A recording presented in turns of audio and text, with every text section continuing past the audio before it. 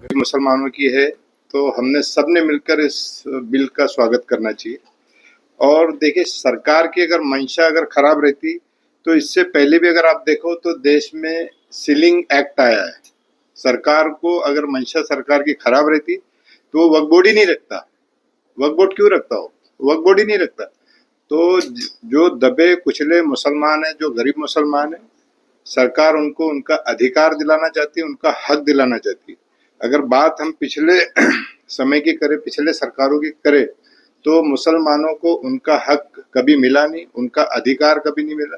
मैं ये सरकार से एक रिक्वेस्ट करना चाहूँगा, अपील करना चाहूँगा कि जितने भी देश के जो गरीब मुसलमान हैं, उनको उनका अधिकार दे। उनको एक छोटे-छोटे जो वक्फ बोर्ड की बहुत सारी जो लैंड है, उसमें से कुछ हिस्सा वो उन गरीब मुसलमानों को देते जो उनके वो हकदार है।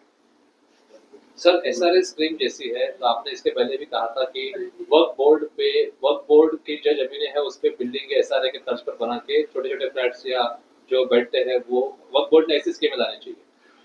डेफिनेटली वैसी स्कीमें लाना चाहिए। देखिए, सरकार को मुसलमानों को अलग से कुछ देने की जरूरत नहीं। वक्फ बोर्ड की ही इतनी लैंड है, अगर वही उनको दे दी जाए, जो उनके साथ पिछले सरकारों ने नाइंसाफी की है, वही अगर उनके लिए उनको दे दी जाए, तो उन गरीब मुसलमानों को एक उनका अधिकार मिलेगा और उनका हक मिलेगा, जो पिछले जो सरकारें थी जिन्होंने ये काम नहीं किया।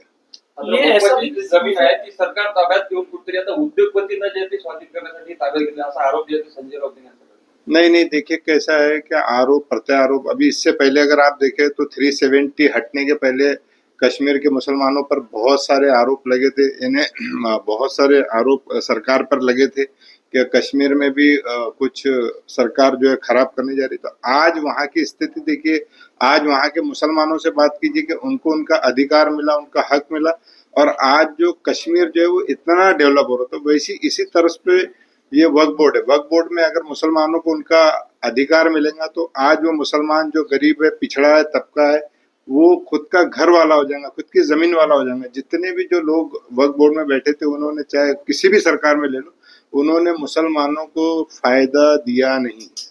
अगर फायदा देते तो आज सरकार को ये करने की जरूरत नहीं होती। पिछली भी सरकारों में, ये भी सरकारों में जितने भी मुस्लिम बैठे, उन्होंने कभी भी मुसलमानों को इस वक्फ बोर्ड का फायदा दिया नहीं। अगर आप देखें, मैं महाराष्ट्र से हूँ, तो महाराष्ट्र में ऐसी कई मेरे पास कंप्लेंट है कि वक्फ बोर्ड में आज उनके काम नहीं होते। कई सालों से उनकी मस्जिदों के रजिस्ट्रेशन नहीं होते, मदरसों के रजिस्ट्रेशन नहीं होते। जो जमीनें हैं, वो जमीनों पर उनको कुछ करने के लिए कुछ भी नहीं मिलता है। तो ये सरकार एकदम सही करने जा रही मेरे हिसाब से, क्योंकि किसी न किसी पर सरकार का वॉच चाहिए कि भाई आप कर क्या रहे हो। ये वक्फ बोर्ड मुसलमानों के लिए, ये खुद पर्सनल जो बड़े पैसे वाले मुस्लिम है उनके लिए नहीं है, ये उन गरीब मुसलमानों के लिए जो सरकार ने इसका गठन किया था। ये कुछ लोग ऐसे भी कह रहे हैं कि ये मुसलमानों के धार्मिक मामलों में हस्तक्षेप है और एक तरीके से बुलडोज किया जा रहा है मुसलमानों के।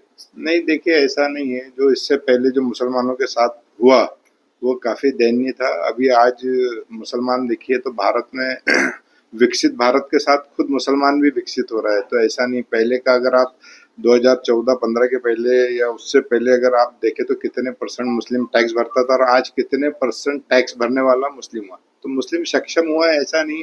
अब कुछ लोग तो हर पार्टी में रहते हैं कि जो कुछ ना कुछ बोलकर अपना पॉलिटिक फायदा लेना चाहते। तो ऐसा नहीं है।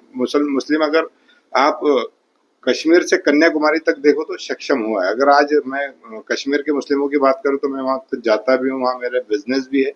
तो मुस्लिम जो है वहाँ पे एकदम सक्षम हुआ है।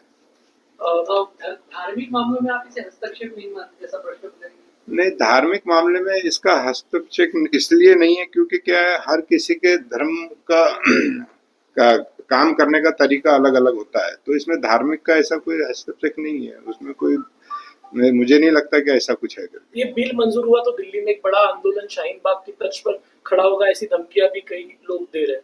मैं उनसे बोलना चाहता हूं कि ये आंदोलन जब मुसलमानों के साथ पिछली सरकारें या ये सरकारें भी जो मुस्लिम लोग वक्फ बोर्ड में बैठे थे उनके खिलाफ क्यों नहीं किया गया? उन्होंने जब मुसलमानों को इसका फायदा नहीं दिया तो उनके खिलाफ आंदोलन क्यों नहीं किया गया? उनको जेल में क्यों नहीं डाला गया? उनके खिलाफ आवाज उठाई क्यों नहीं गई? क्योंकि वो मुसलमान थे। यानी मुस्लिम व्यक्ति उस बोर्ड पर बैठकर कुछ भी गलत काम कर रहे हैं तो आप उसको करने के लिए कैसा एक्सेप्ट कर सकते हैं?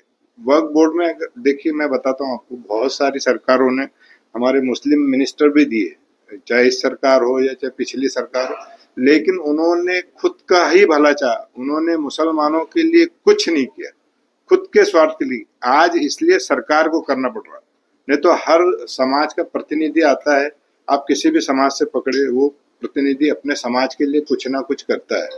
लेकिन मुस्लिम समाज में ही ऐसा हुआ कि मुस्लिम समाज का प्रतिनिधि आया, उसने मुस्लिम समाज के लिए कुछ नहीं किया। अगर वक्फ बोर्ड आज का नहीं है, वक्फ बोर्ड आप देखो तो 96 के आसपास से है, लेकिन वो 96 से लेकर आज तक उस वक्फ बोर्ड का गरीब मुसलमानों को कोई भी फायदा नहीं हुआ।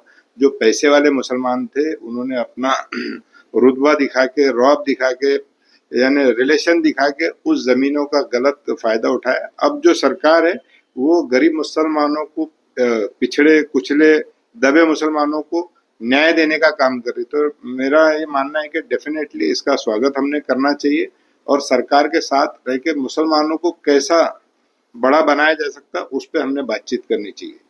शिवसेना जो है इस पर, यानी उद्धव ठाकरे की शिवसेना और अजित पवार की राष्ट्रवादी, ये दोनों का इस पर मत जो है अब तक सामने नहीं आया, सस्पेंस कायम है। आपका आह्वान क्या है अजित पवार राष्ट्रवादी को और शिवसेना उद्धव ठाकरे?